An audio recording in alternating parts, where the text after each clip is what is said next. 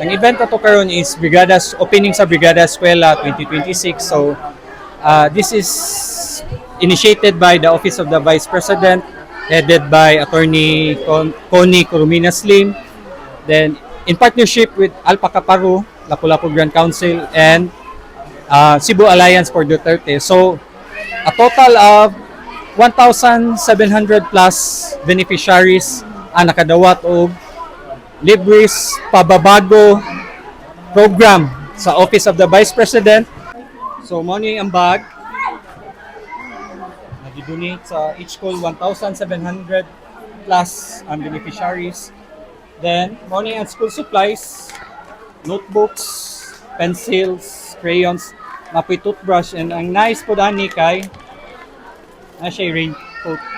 So amoa is we are making small things with a bigger impact in the community.